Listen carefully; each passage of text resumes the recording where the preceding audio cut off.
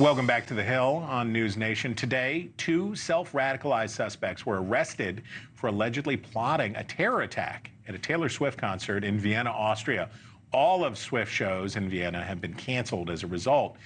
And an unsealed criminal court document reveals a Pakistani national was arrested in New York last month on charges of allegedly plotting to assassinate former President Donald Trump and other public officials. Joining us now to talk about these worldwide terror threats is Rob D'Amico. He's a retired FBI special agent and founder of Sierra One Consulting. Good to be with you. Good to have you with us today. Rob, you played a pivotal role in counterterrorism for this country.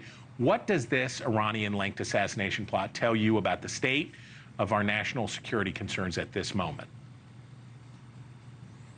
Well, one, I think the big thing is everyone thinks it's tough to do an attack on this country, on our soil again, and this shows that no matter what, these countries are plotting it, be it a terrorist group and this one more of a nation state.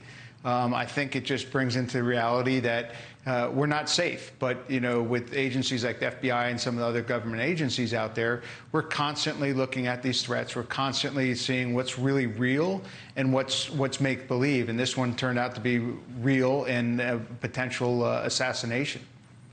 Okay, Agent D'Amico, another Iranian plot to assassinate a U.S. official was when former National Security Advisor John Bolton was targeted by Iran. We know an attack from Iran is imminent in retaliation for an alleged Israeli assassination of a Hamas leader who was in Tehran. Could U.S. officials be targeted in this Iranian response?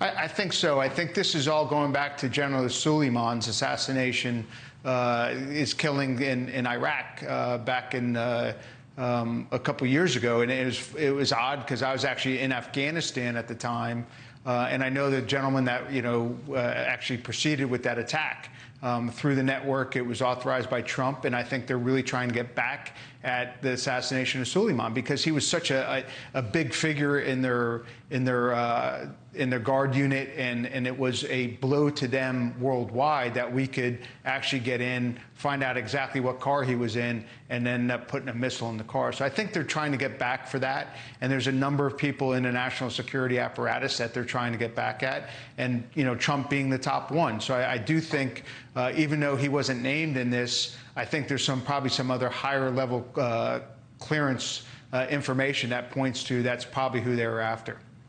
And when you would do things like be in Afghanistan, tracing these things down, when there's a heightened alert here at home, there's a heightened alert on these bases and U.S. installations on foreign territory.